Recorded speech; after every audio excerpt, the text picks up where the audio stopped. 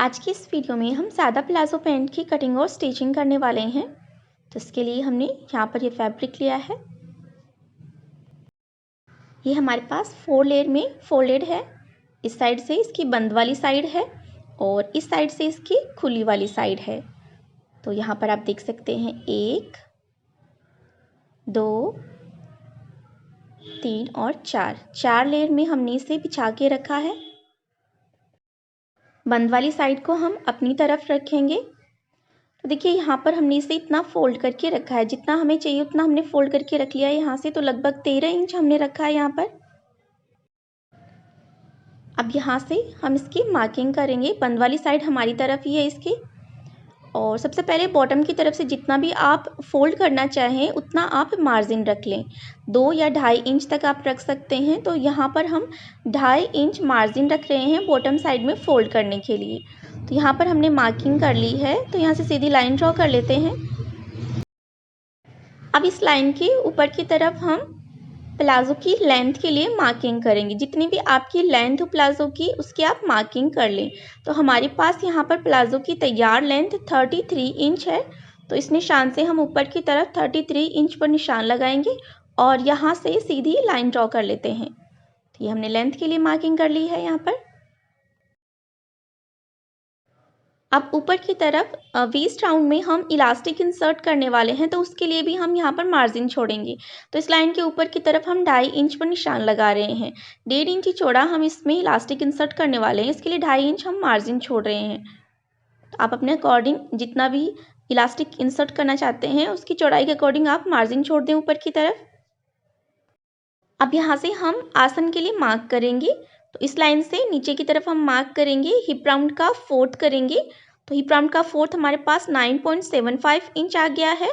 और इस निशान से 2 इंच नीचे की तरफ हम निशान लगाएंगे और सीधी लाइन ड्रॉ करेंगे आसन के लिए। हिप राउंड हमारे पास है 39 इंच। इसका 4th पार्ट हो गया 9.75 इंच। देखिए यहाँ पर हमने आसन के लिए लाइन ड्रॉ कर ली है। वेस्ट राउंड हमारे पास है 37 इंच। इसका 4th पार्ट हो गया 9.25 इंच। तो यहाँ से 9.25 इंच पर मार्क करा और 3 इंच हम यहाँ से एक्स्ट्रा लेंगे लूजिंग और सिलाई मार्जिन के लिए। तो यहाँ पर हमने मार्किंग कर ली है। अब जितना हमारा यहाँ से है उतना ही हम यहाँ पर जो हमने आसन के लिए लाइन ड्रॉ करी थी इस लाइन पर हम निशान लगाएंगे। तो बराबर से ही निशान लगा रहे हैं। हमने मार्किंग कर ली है। अब इस निशान से 2.5 इंच अंदर की तरफ हम एक निशान और लगाएंगे। ये हमने निशान लगा दिया है। अभी जो अंदर की तरफ हमने निशान लगाया है 2.5 इंच अंदर की तरफ, इस निशान को हम ऊपर वाले निशान से मिला देते हैं। और अब यहाँ से आसन के लिए हम गोलाई दे देंगे। तो हमने बाहर की तरफ जो निशान लगाया है उस निशान तक हम आसन के लिए गोलाई दे देते हैं। मार्किंग कर ली है यहाँ पर। अब यहाँ से हम मोरी के लिए निशान लगाएंगे। तो यहाँ पर हम 10 इंच पर निशान लगा रहे हैं। अगर आप ज़्यादा रखना चाहें तो ज़्यादा भी रख सकते हैं। तो हम 10 इंच ही रख रहे हैं। तो यहाँ पर 10 इंच पर निशान लगा देते हैं।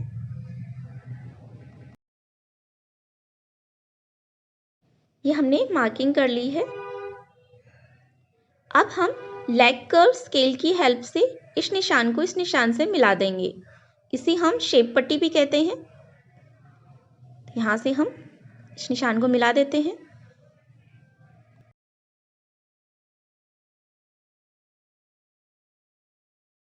ये हमने मार्किंग कर ली है। अब हम इसकी कटिंग कर लेते हैं।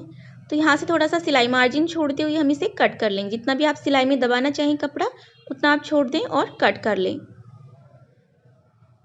और यहाँ से आसन की तरफ से हम बराबर से ही कट कर रहे हैं जहाँ से हमने मार्किंग करी है।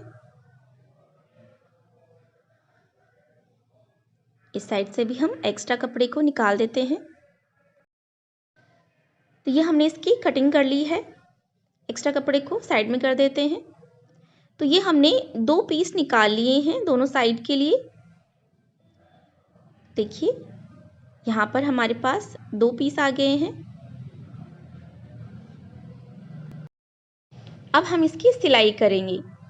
यहाँ पर दोनों की सीधे साइड हम इस तरह से एक दूसरे की तरफ करके रखेंगे और उल्टा साइड हमने बाहर की तरफ करके रखा है।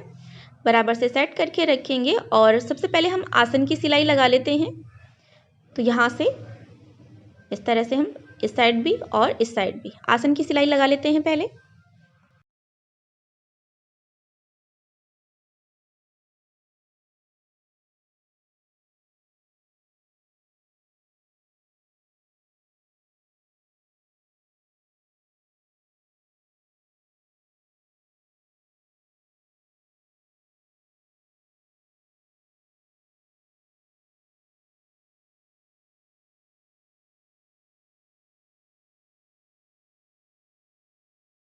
ये हमने दोनों साइड आसन की सिलाई लगा ली है।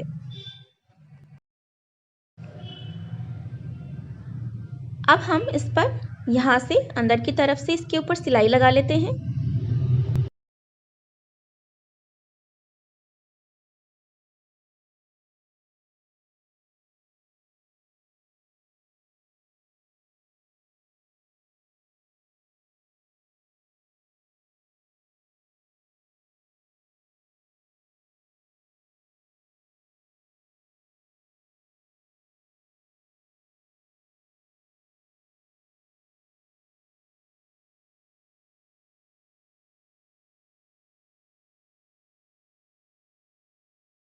ये हमने सिलाई लगा ली है।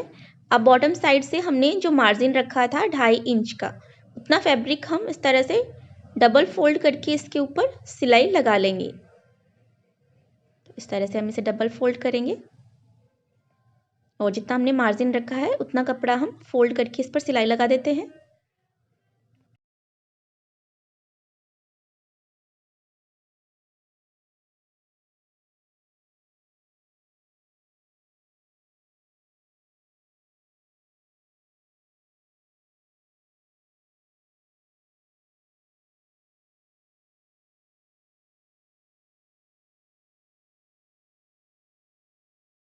दूसरे साइड भी हम इसी तरह से फोल्ड करके इस पर सिलाई लगा लेंगे।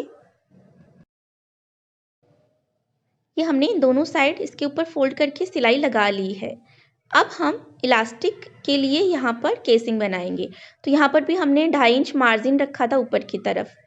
तो यहाँ से हमें इलास्टिक इंसर्ट करने के लिए इस तरह से थोड़ा सा फोल्ड करेंगे, लगभग आधा इंच अंदर की तरफ, और इस तरह से रखेंगे और यहाँ पर इसके ऊपर सिलाई लगा लेंगे। अब यहाँ से थोड़ा सा पार्ट हम ओपन रखेंगे इलास्टिक इंसर्ट करने के लिए। तो यहाँ पर हमने लगभग 1.5 इंच यहाँ पर ओपन छोड़ दिया है। यहाँ पर सिलाई लगा लेते हैं।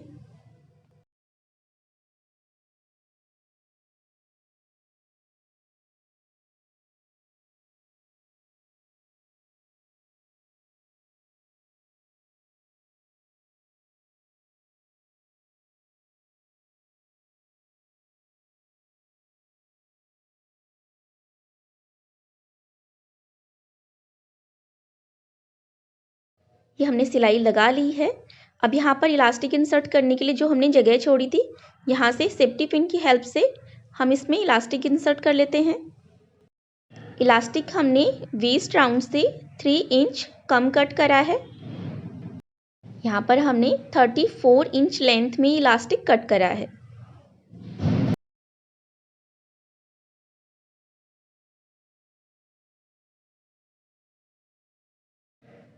ये हमने इलास्टिक इंसर्ट कर लिया है, सेफ्टी पिन को हटा दिया है और अब यहाँ से इलास्टिक के ऊपर हम सिलाई लगा लेते हैं।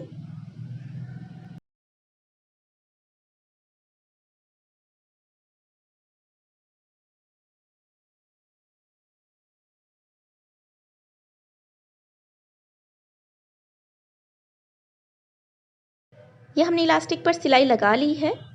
अब प्लीट्स को हम बराबर से स्प्रेड कर देते हैं और इलास्टिक के बीचों बीच हमें सिलाई लगानी है यहाँ पर। तो सबसे पहले यहाँ पर जहाँ से हमने इलास्टिक इंसर्ट करा है, यहाँ से थोड़ा सा पार्ट ओपन रह गया है, तो इस पर हम सिलाई लगाकर इसे बंद कर लेते हैं।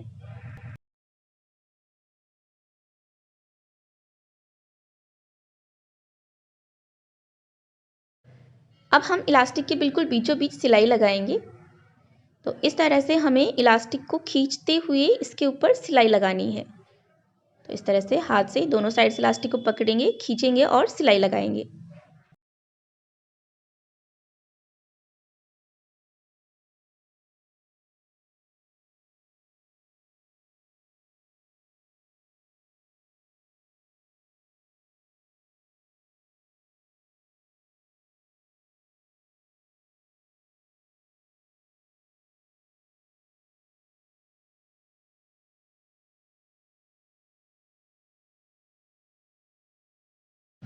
ये हमने पूरे वेस्ट राउंड में इलास्टिक पर सिलाई लगा ली है और इस तरह से ये हमारा सादा प्लाजो पैंट बनकर तैयार हो गया है। बहुत ही सिंपल और आसान तरीका है इसे बनाने का। आप 15 से 20 मिनट में इसे बनाकर तैयार कर सकते हैं। वीडियो अच्छा लगा हो तो लाइक और शेयर ज़रूर कीजिएगा।